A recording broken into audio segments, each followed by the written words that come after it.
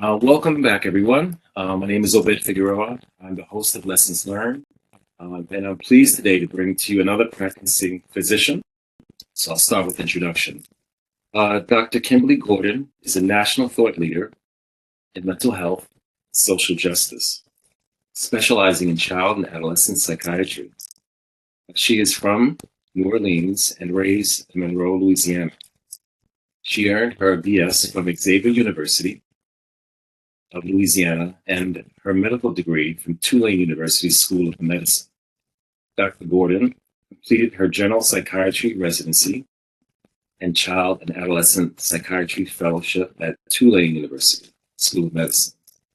She is now an adjunct assistant professor at Tulane University and past director of the University of Maryland Child and Adolescent Psychiatry Fellowship.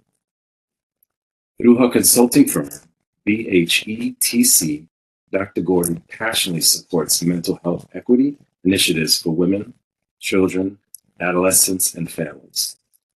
Dr. Gordon has been honored with the American Psychiatric Association's Gene Spurlock Award and authored several peer-reviewed publications on the impact of racism on health disparities. She is a diplomat of the American Board of Psychiatry and Neurology and a distinguished fellow of the American Psychiatric Association. She currently serves on the board of the American Association for Community Psychiatry. She serves as co-chair of the Children's Committee for the Medical Director Institute of the National Council for Mental Wellbeing.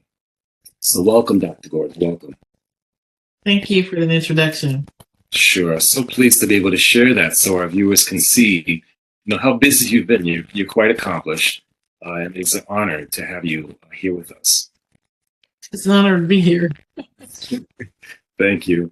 So we often will start with, it's called speed questions, because what we like to do is, hit you with some, questions, get your first thought, just to get to know you, outside of, academia and your accomplishments. So I'll throw some things at you and just give me your first thought.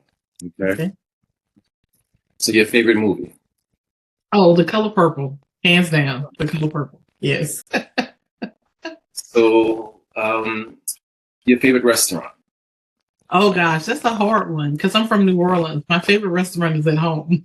If you're from New Orleans, the best food is the food at home. So I can't really answer that question fairly. But I just went to the Court of Two Sisters in New Orleans, and that's amazing. It's really good. It's a really nice atmosphere. And what's your favorite color? The purple. That's why I love the color purple. Yeah. And the if I were to ask you your favorite car, what would you say?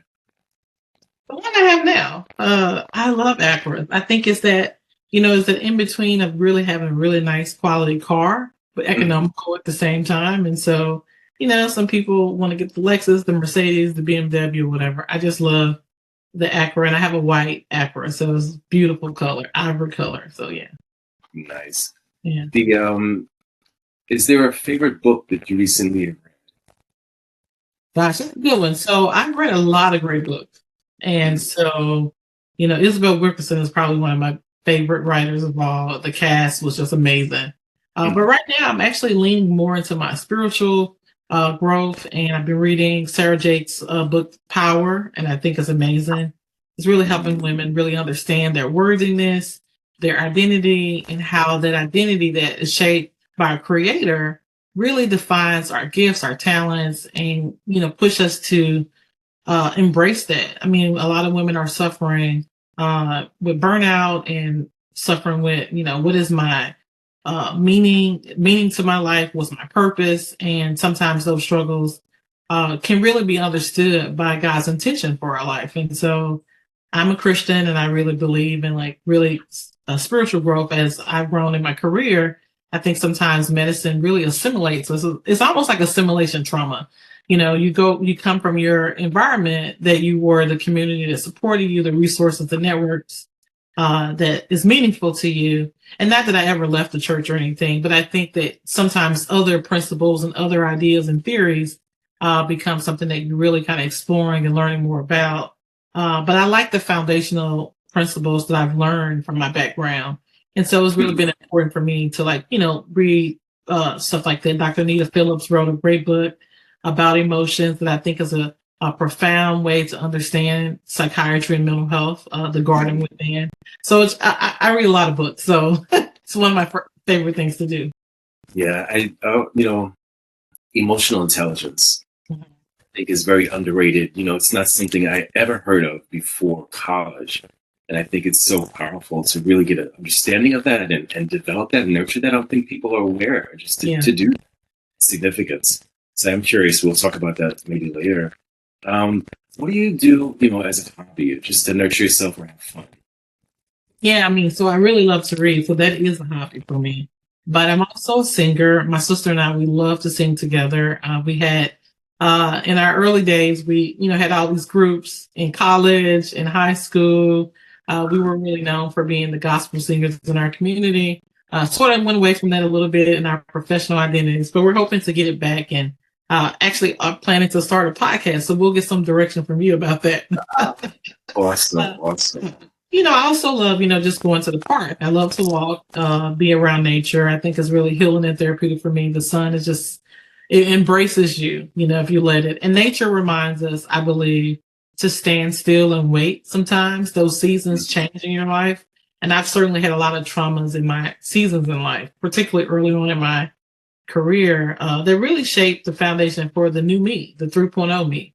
I think nature reminds me that in any season, it's gonna turn around. It doesn't stay the same. I have a tree in front of my yard that it blooms later than everybody else's tree. I mean, the whole neighborhood trees are like popped up, and I'm like, why is my tree crippled? There's a story behind it. There's a story behind it, but the point of it is that tree every year around the same time will bloom, right? And it's beautiful and it's fascinating. But during those times where it's not bloom, I'm so frustrated. I walk out and look at that tree and I'm like, when are you gonna bloom again?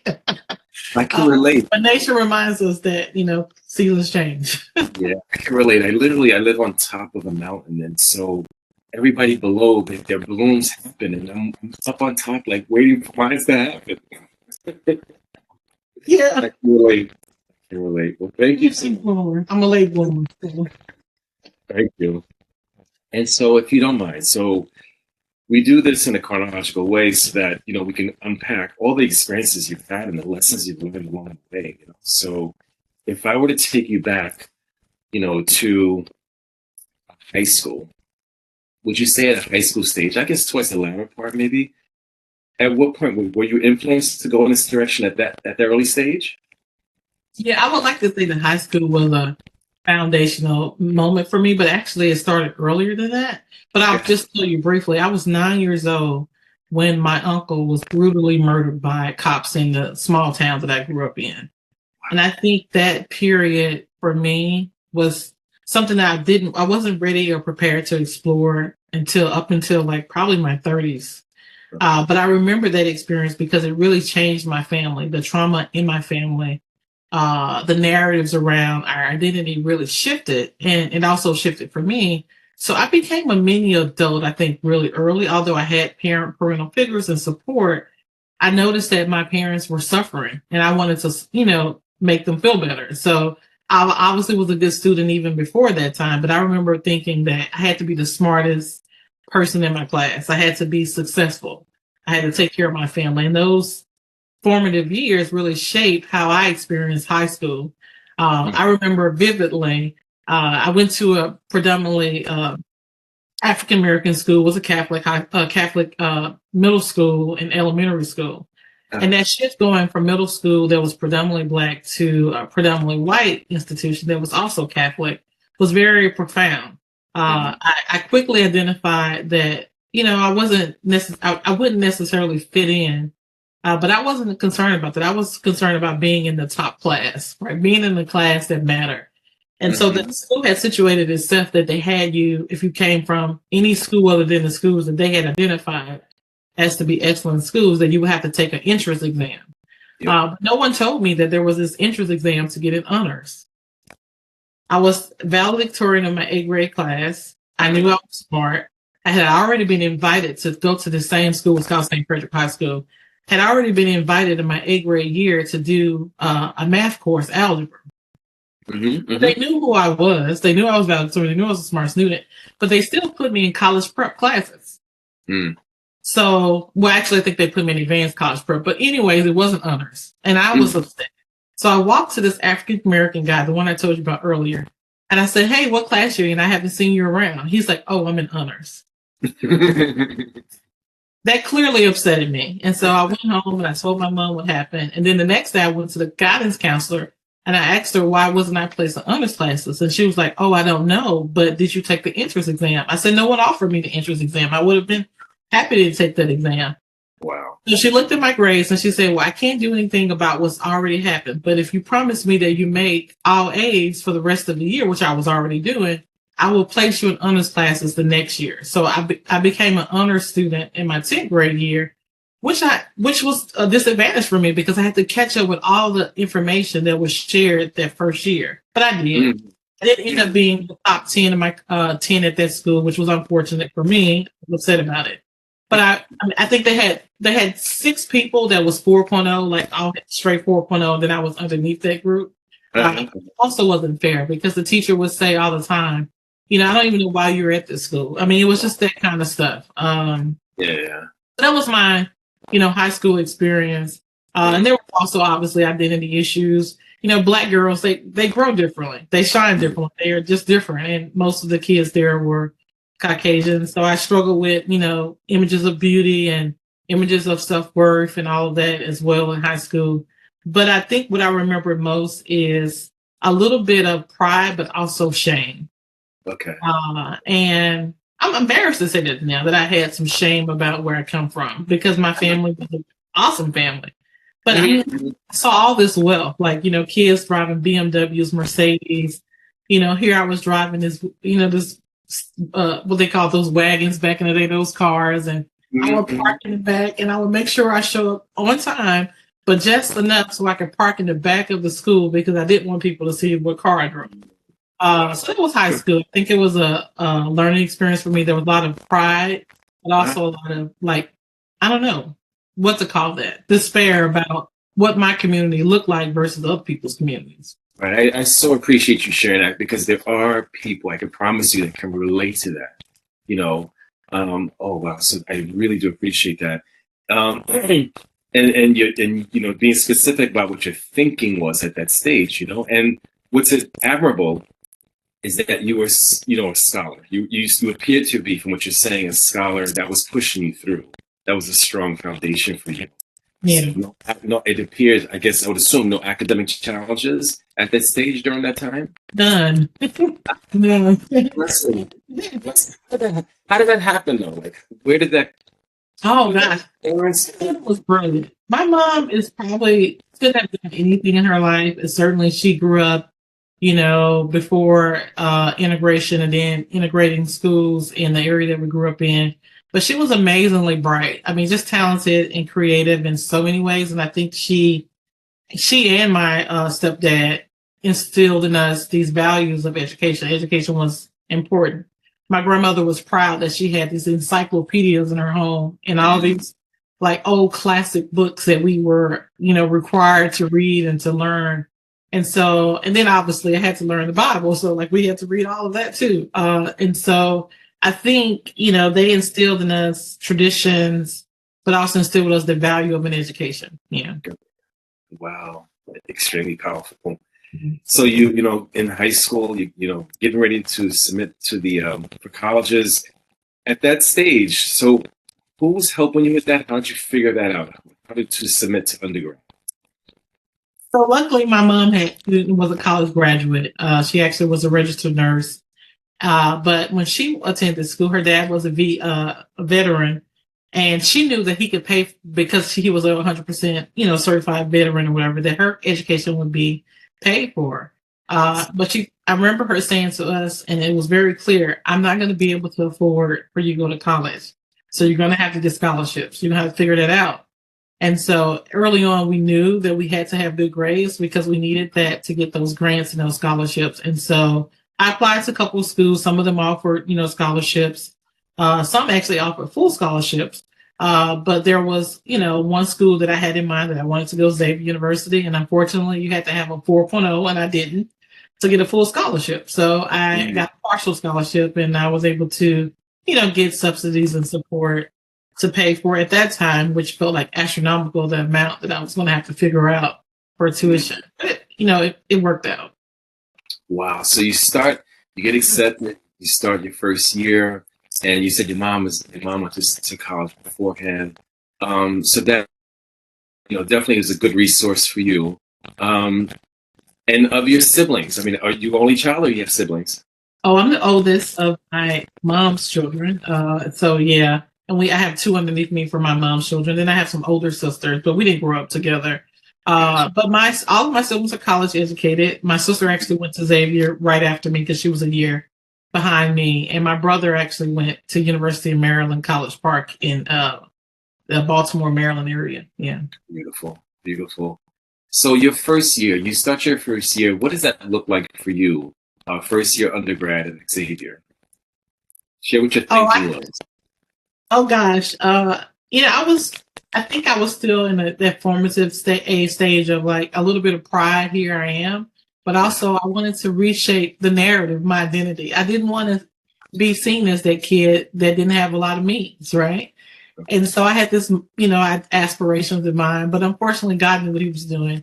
I showed up a little bit late for the first day because my mom had to work and we had to figure out how to get there. And that sort of set the stage that I felt like I was a little bit of a misfit.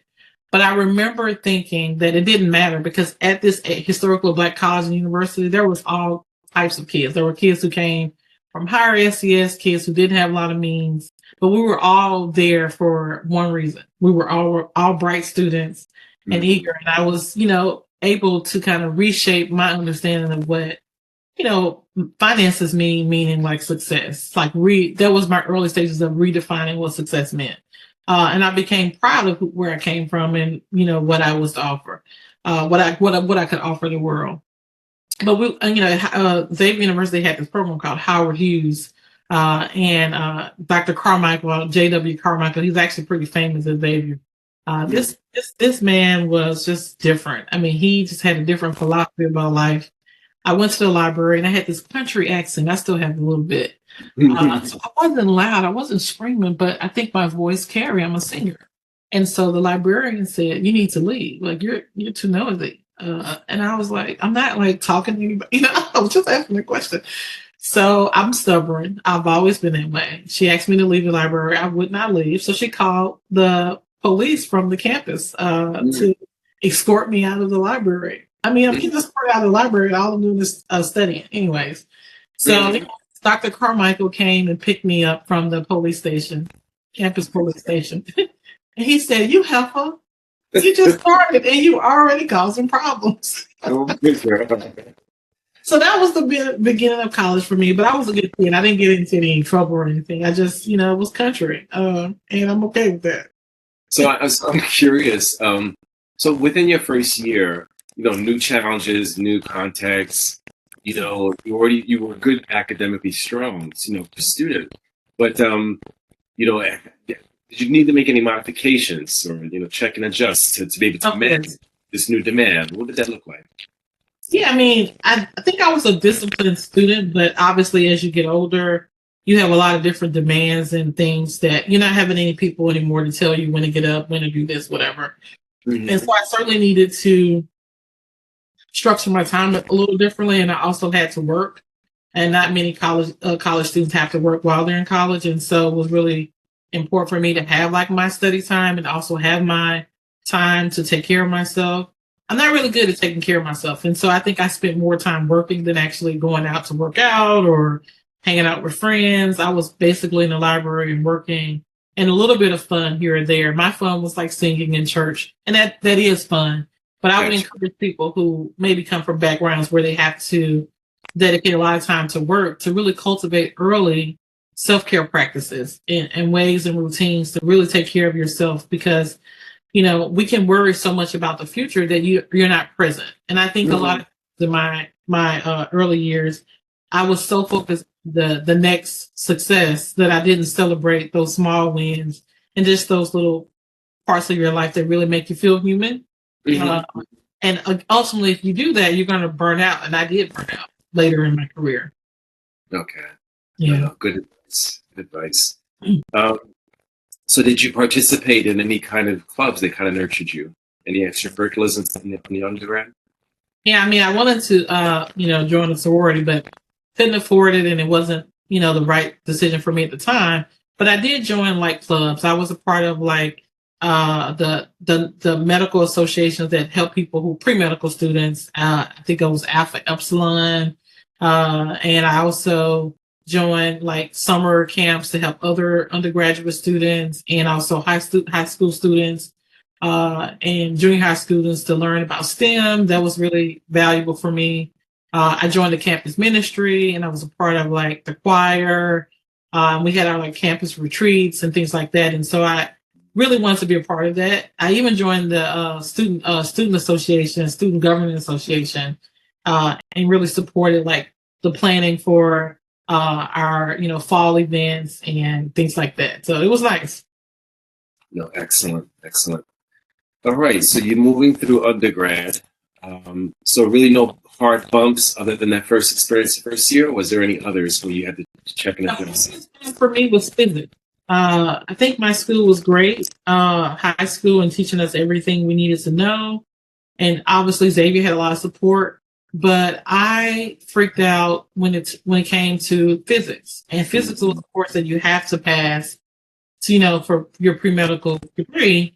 Right. And it really is a foundational thing for medical school as well.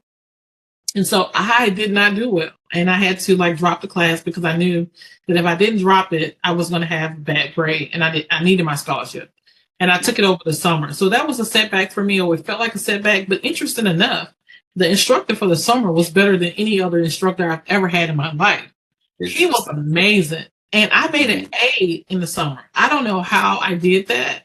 So I think it's something about having the right type of teacher. I think I had a little bit of attention issues all of my life. I really honestly did not study in the classroom. Okay. I went home and I kind of went through stuff differently than other folks. So that's also something that I think was missed in my family, that I had a little bit of attention deficit. No one ever diagnosed me with that, but I'm a child psychiatrist. I know what attention deficit looked like, and I know I had it, but I had the attention part, not the hyperactivity part. But I was really, really smart. So I would also encourage people sometimes, take that little attention to see how people learn. I'm an audiovisual learner, and I had to hear things over and over and over and over again before it made sense to me. I also had to do it, I had to perform it. In the classroom, it's really just like instructional, not like hands-on. And a lot of people learn different ways. So I'm so glad you said that, because, you have to be humble to go there to kind of, figure out what works for you, instead of just thinking, oh, I know. So I'm so glad that you took that time and were you forced to go there to figure that out, or you just did it because you wanted to? It was a little bit of both. I mean, desperation. I had a desperation to be a doctor. That was the end goal. I mean, some people would have been like, oh, I just felt physics, I just do something else. But for me, that fear of not being able to be a doctor was enough for me to like learn a different strategy. And I think it started early, but it actually came back again. So when I got into medical school, not to jump ahead, but when I got into medical school, I did struggle with not the regular curriculum or the chef exams, but I struggled with the STEP exams. Mm-hmm. And part of that I think is important for us to understand. The schools that I went to, kids were actually studying for the SAT and ACT and those type of exams when they were like in the 7th grade, right? I didn't learn about those exams until I was like almost in the 11th grade, right? Yeah. So all that preparatory practice for like exam taking, I never had that experience other than like what the teacher would provide. Same. Yeah. And so, I struggled with those type of exams. The questions didn't make sense to me. They're not actually made with colored folks in mind, by the way. But when I say that, colored folks, people of color, they communicate differently. And that's not a deficit in our part. It's just that we have a lot of facial and verbal communication in addition to verbal communication. One word can mean multiple different things to us, right? We're very, my brother is a linguist, so we talk about that a lot. And so, I had to really think, my friend told me, when you take an exam, a standardized exam, you have to think like a white person taking the exam. And that really bothered me. I was like, what? I don't understand it. But there is some truth to that.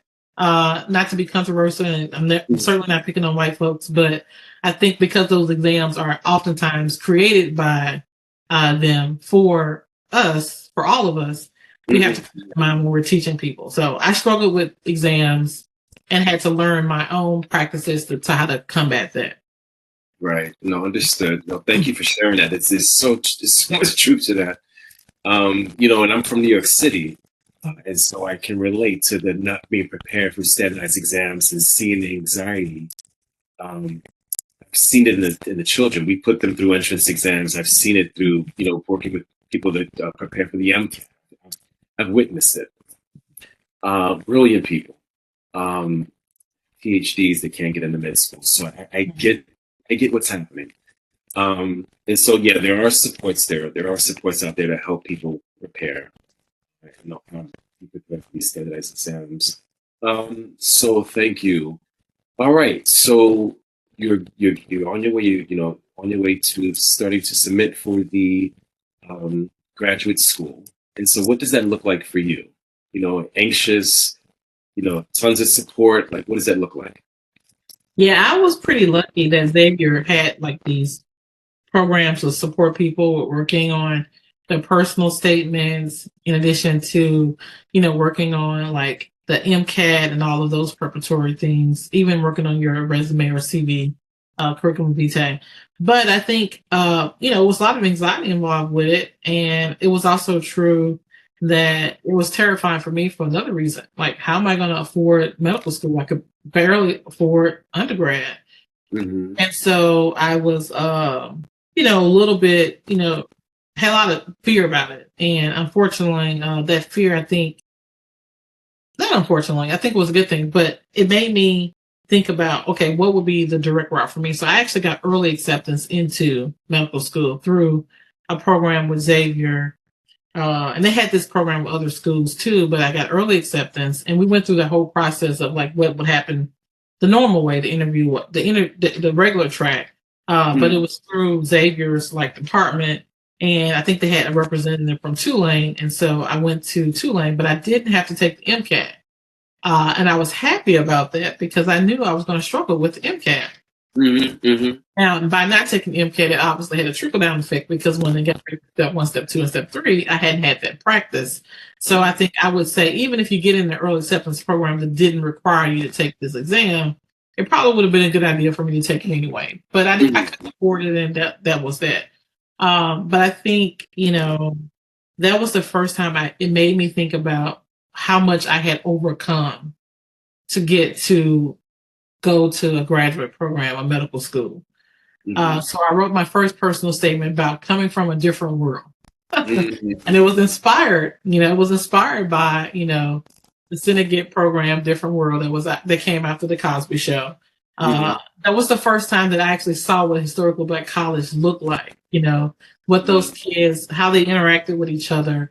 Kimberly Reese was a pre-medical student who wanted to be a doctor. Her name was my name, Kimberly. Kimberly was me. I mean, I just wanted to be her so much. And so I wrote about that, but I also wrote about how the world that I came from, which was pretty Bible based. I was in the Bible Belt, church was a big foundation for me. How very different the world that I grew up from was from the college campus, right? So I wrote about that, and I wrote about people with mental health issues who, when they went to the church, unfortunately, someone who's schizophrenic that's, acting up in church is treated very different than someone who has a cardiac problem or cancer. The pastor will lay hands on you and say, God's going to heal you. But there was a lot of fear around people who were manic or had other traumas and things like that.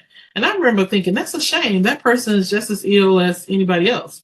And so I'm grateful for my, psychology professors who helped me understand about abnormal psychology how that works. And also helped me understand about like developmental stages in people's life, the theories of development. It gave me a greater appreciation of just how difficult it is to be an adult at every stage of your development. There's a milestone that we're hoping to get, but there's also, a crux, something that's going to get in the way.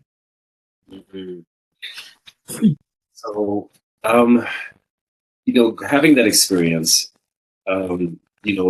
submitting to med school, and you mentioned that you got through the pipeline programming. Your first year, how comfortable was that when you started in your first year? It was hard because everybody knew that it was a pipeline program. Again, this is a predominantly white institution. If you go to Tulane, you can look at the, pictures of the graduating classes from like 1900s up until, today. And it was only a few of us, and most of us were part of the, early acceptance program. And so not all of us, but most of us were. And there was clear messaging that you guys don't belong here. You have to prove that you are meant to be in this place, right? For me, that I think that was a little bit more challenging because I had like these self-esteem issues about, the gap in equity in terms of wealth. And so, it was a challenging time. I had some, incidents where I was outright microaggressed against, just overt racism. And if I may, we're not talking 1950s, right? We're not talking. We're talking about 2002, 2006. We're talking. This is the audience knows. Yes, this is not way back in the days. Okay. Yeah, I mean, this is 2000, 2006. That wasn't too long ago. I have a lot of memories of the heartbreak, not getting the support you needed. But also the internalized racism with the Black individuals who were a part of the institution. Mm-hmm. So no one knew my story. They didn't know that my mom had developed breast cancer and couldn't afford to help me anymore with the little bit that she was able to help me with. They didn't know all of those things. But, they didn't know that I was, dealing with homelessness while I was in medical school and trying to figure out how I'm going to pay my tuition versus eat and all of those things. So I went through all of that. Mm-hmm. And it was a very difficult time for me. But I remember because of all the work I had to do to just show up, I couldn't pay for the exams, the step 1 exams, but I also couldn't figure out how to study for them. I just didn't have the time. And so I failed step 1. And I was invited to come to the dean's office to meet the dean. And the deans were, for the most part, white. So I was like looking forward to meeting the white guy because I was like, he has the power. He's going to be able to figure this out. But unfortunately, or maybe fortunately, they introduced me. They invited me to meet with the assistant dean that was really a diversity head, like a DEI kind of person. She sent me in that room and she told me, she said that you ought to be ashamed. You know how they look at us, blah, blah, blah, blah, blah. I mean, she just kind of scolded me. And I looked at her and I let her finish. And then I told her what my experience was. And she was heartbroken, obviously. But I was heartbroken because it was like, you never asked me if I was okay. You never asked me what I had to go through to be in this place. I'm not like the other Black students here. I don't have parents who can support me. And I'm tearing up for it now. I mean, it was just like really heartbreaking. I can't be here. But I had one. I'm sorry. If I may say so, it'll give you a moment. That same kind of engagement, and you're in psychiatry, so you might understand where I'm going. Also applies to patient engagement, right? When you come and you don't, find out about that person, and you have these preconceived notions, and you start executing treatment, and you have no idea. So it happens to you in med school. I'm glad you said that because I think that first of all, it grounded me. So thank you for that compassion. But it made me realize early how people have these interactions all the time, and it's very harmful, right? It's very harmful. But I had this one conviction: you're gonna have to kick me out. You're gonna have to pull me, dragging and screaming, because I belong here, be here probably more than even the people that are here. I mean, I knew students who had substance use disorders who, I mean, parents were like deans and big folks, right? But their kids were struggling because they were, engaging with alcohol and other drugs. And they would fail the whole year. And then they would come back the next year like nothing happened. And here I am, never missed a class, was making, decent grades or good grades. And the only problem I have is that I can't afford it. But, I'm treated somehow differently than someone who is different. So I figured it out. Actually, Hurricane Katrina, I have to tell you this story. Hurricane Katrina was my saving grace. I was a fourth-year medical school student when Katrina hit. And at this time, I hadn't passed any of the step exams, step 1, step 2, but I hadn't passed those exams, and then Katrina hit. Mm. So suddenly everybody's leaving New Orleans. They asked me if I would be willing to stay, we'll go to Houston because Baylor was kind of supporting Tulane's infrastructure. I couldn't afford to be at Baylor in Houston. Where was I going to stay? Who was I going to stay with? So my mom at this point, she was still struggling with cancer, but had moved from Louisiana because the quality of care for someone with her SCS background for cancer was just like deplorable. So she moved to Maryland to be with family. So I decided and elected, I'm going to Maryland. If there's a way for me to get my sub internship and other rotations there, that's what I'm going to do. So I wrote a letter, and they already wanted to get rid of me. They actually thought they were going to be able to get rid of me by me going somewhere else. So I wrote a letter and I said, hey, you guys know my situation. I need to be around family, and also I can do some rotations, at University of Maryland, Howard, things like that. So I did. They approved it. And so I finished my 4th year for the most part in that environment. But guess what? It was the first time in my career that I saw doctors that looked like me. It was amazing. It was amazing. I can't remember. It was a traumatic time for me, so I have a lot of memory gaps. But this one doctor took me to a medical bookstore and purchased every book that I had lost, stethoscopes, things that I didn't even have before. He purchased for me, and also took me to the campus where I could write my personal statement to apply to residency programs. I was like, I'm not going to apply. I haven't even passed exams. I won't beat the cut. But he was like, no, you're going to apply. And I'm going to help you. So I wrote my personal statement. I shared what my experiences were. And guess what? I got a few interviews. And I went to those interviews, I robbed Peter to pay Paul to get there. But I went to those interviews, and I got accepted into the residency program. I'm probably the only person in history who got accepted into the residency program that I'm aware of that hadn't passed step 1 or step 2. The caveat is that I had to pass step 3 in order to continue to get my license. So the first year, and this is not that way now, but the first year, the first exam is really like a preparatory exam, and then the third is the license exam. You can't actually get your license as a doctor until you pass step 3. And so I was doing my residency, and I'm studying for these exams because finally I have some money. Finally, I have like a stable roof over my head. Finally, I have a little bit of support, even to go get mental health treatment, because at this point I'm burned out and clinically depressed of all the trauma, So it's been a journey, a rewarding one. But I'm happy to say that through all of those challenges, I learned something about myself. I never gave up. When it was time for me to take my board certification for child, adolescent psychiatry and adult psychiatry, I passed the first time. I did really, really well because life was different, didn't have any challenges, and I became a director of a residency and fellowship program. So that's my testimony. Wow. Oh, that's powerful. So, but help me understand. So it does seem somewhat unorthodox that you got to, to bypass 1 and 2, step 1 and 2. Did you eventually have to do that, or what do you mean? No, I didn't bypass. I had to take it. I just didn't pass those exams. I had to take it before I could even take step 3. So while other people were studying just for step 3 in residency, I was studying for all 3. Gotcha. Wow. So and figuring out how to pay for them, because those exams are not cheap.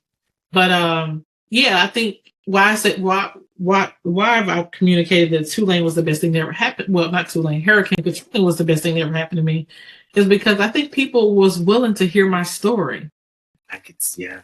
They were willing to hear my story, and I had a story to tell that was profound. And because they was willing to hear my story, they wanted to invest in me. right? They wanted to invest in me. And so Tulane, I actually got a couple of different offers to go to residency programs, but I decided to go back to New Orleans. That was my stomping ground. There was the place that groomed me, even though there were some challenges and some tribulations, a little bit of racism to boot. But it was where I wanted to be. And so I was fortunate enough to help build New Orleans in residency programs and really kind of build infrastructure for psychiatry, which is where I wanted to be anyway. I wanted to work with my community. So that was a win. But I was one of two for the intern class that year in the psychiatry department. The guy was from Mississippi, so no one wanted to go back to New Orleans after Katrina. I did, so that's my story. Poetic justice. Yeah. But during your medical school years, I believe you previously mentioned you were part of SNMA. Was that indeed true? I was, yeah. Did they provide any kind of support? Did you have anyone to lean on within that space? Yes and no. I think they provided support, by kind of giving us instruction about, what we needed to do to be a doctor. And it certainly was people who were kind. But I think maybe it was partly me who was afraid to share what I was going through because it was, it was a really difficult time. But I don't think anybody ever asked me what my struggle was. It was just kind of this private burden that I carried. I just remember telling myself that PED was MD, right? So, I got my first black bag. What is it called? I may be calling it something, but I got a nice little doctor bag as a token of graduating from medical school. And that was nice. I still have it to this day. I was really proud of that. And then they sponsored a really nice reception for the student doctors who were, African-American for our graduation. So that was nice. But in terms of financial support or like a show, no. And I don't think I wanted that or needed that. I needed it certainly, but I didn't expect that from folks. Okay. But the time would have been nice. The mentorship would have been nice. Wow. I'm glad it came together for you so you can get to the finish line. So tell me what, you completely passed all your exams. What does life look like for you? What's a day in your life? Now? Yeah. Oh gosh. So that's good. I have to give myself a pat on the back to get through all of those things. But today is different. Like, I work on my own terms. I'm currently medical director for a company that does mobile response and stabilization services in response to, the pediatric mental health crisis, 988 and the federal government's initiative to really kind of help. And then in that way, we are doing outreach to a county that's underserved in Maryland. Prince George's County is a wealthy county, but it also has a lot of underserved needs with school programs. And so we're going to be working with school-aged youth, both in the community and in the school, when they have a crisis incident. We respond right from the jump. With sometimes that means we respond with firemen or police officers, but for the most part, we are the interface with the school and the kids, which is great. There's like a dispatch line and then a response team that goes out, and then they activate the psychiatrist and the nurse practitioner for the stabilization component in our systems of care, working with families to keep kids out of the hospital, but in their community. It's really, really a great work. So that's part-time, but the other part of my time is really mindset coaching. I shared a little bit about my journey with, the traumas, the microaggressions, the workplace issues early and even to this date. So I really want to help, women of color, especially, particularly Black women, Indigenous women of color, who have struggled with their identity, their self-worth. They carry a lot of weight and responsibilities for their community. And some of them are depleted and they're wondering, should I even be here? There is a mass exodus of women, particularly Black women, who are leaving academic psychiatry, academic medicine, leaving healthcare systems, leaving organizations, because although we're really educated, we're not treated the same. There's not the same equity in our leadership roles as it is for other folks. And so I want to support those women because I know what those challenges are, but I also know that we get to define our success, not anybody else. And we get to shape our narrative, not anybody else. So there's power in a community And I really longed for that early in my career, and I didn't really necessarily have it. You mentioned the SNMA. I actually got that later. When I found my community was actually when I was a resident at Tulane. I got accepted into the Minority Fellowship Program, that is a program that's sponsored by SAMHSA, so Substance Abuse and Mental Health Administration, and the American Psychiatric Association. That was my community. Minority Fellowship Program, I would say, hands down, changed my trajectory in life. Again, I say that the first time I met a Black doctor who had power, real power, was Dr. Anel Prim. She was actually the deputy medical director for APA at the time. She invited me during Hurricane Katrina. I wrote my little personal statement to get a little award. And she invited me to their headquarters, and I saw, wow, like I'm going to be like her one day. I'm going to be a psychiatrist. I'm going to save the world. Carr Bell and other folks, were doing great work at the time and at University of Maryland. And so, yeah. Oh, bravo. That all comes together. Curtis Adams. I said Carr Bell, but I meant Curtis Adams. Excuse me. And so if you were to look back, would you say it is what you thought it would be? If you were to go jump back, 10, 15 years ago, and now you're in practice, like, is it what you thought it would be? I think it's actually yes and no. I think it's better than I thought it would be, but worse than I hoped it would be, right? Maybe that's not the best way to say it, but what I mean by that is the health disparities of a decade or 4 decades ago are still the health disparities that Black folks have today. And I think that is outrageous because we have the information, we understand how this works, but yet the health disparities continue, right? And so if there is ever a testament that racism is real, that is the testament, right? Mm-hmm. We understand that you can actually know what a person's life trajectory will be and what type of diseases that they may encounter by their zip code, right? Mm-hmm. Zip code in this country actually is an indicator of health equity, also an indicator of wealth equity. Mm-hmm, mm-hmm. Yeah. So it's not rocket science that the social determinants of our health dictate our outcomes, right? So we know that information, and yet the health disparities persist.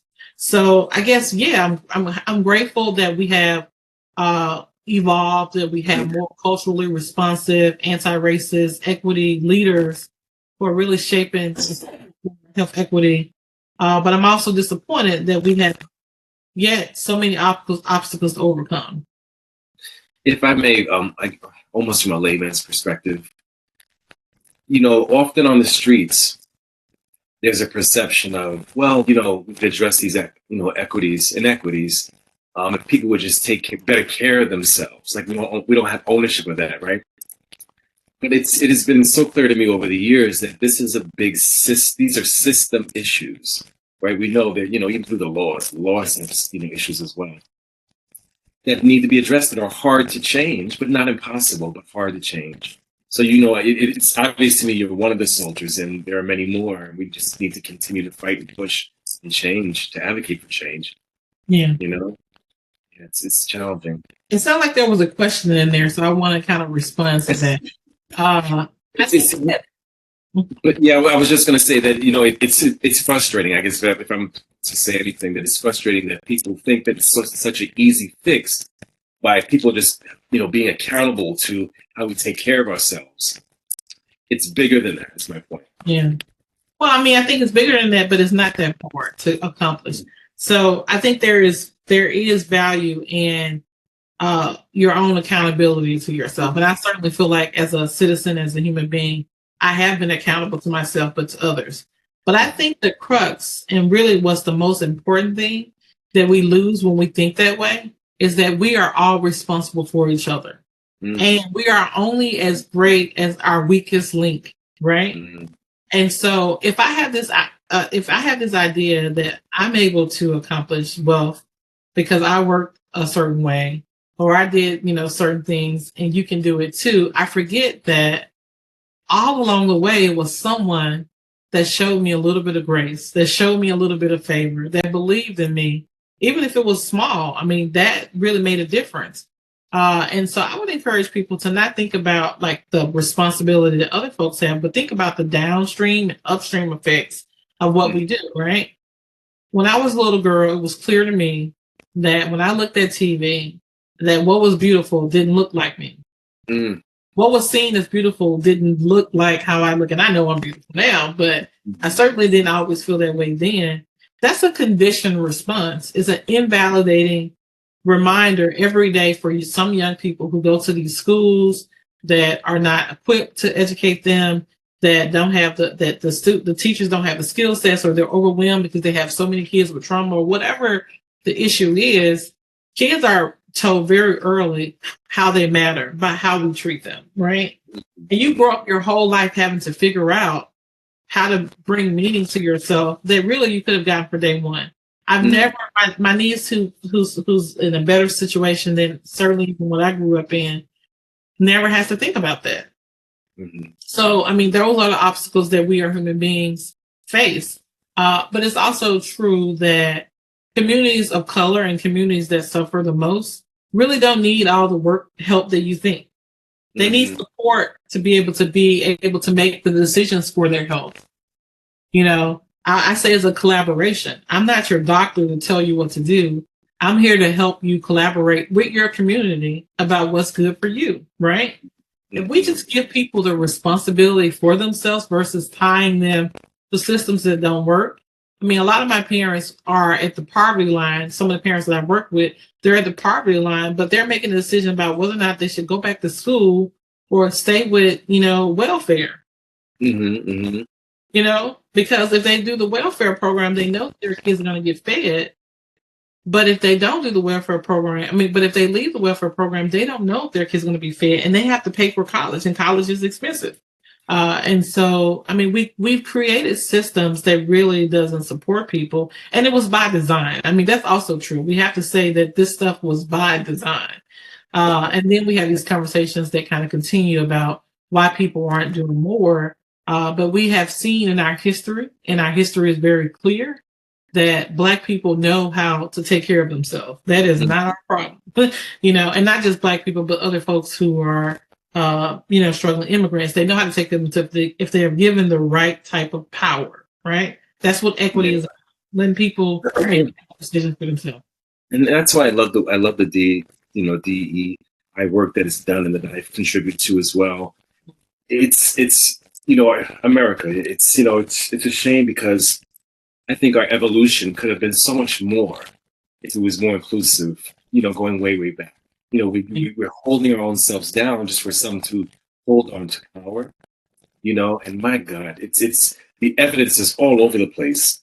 The more inclusive you are, the more fruitful the conversation is, the more awareness. The abundance. We know what I'm saying. It's just despite it. It's like put up the nose despite your face. And when are you going to stop? When are you going to stop this? Yeah. All right. Well, Dr. Gordon, thank you so much. Just amazing conversation. I'm so grateful for all that you've disclosed to us, shared with us. There are lessons there, and that's the whole point. Thank you. Thank you. I appreciate it.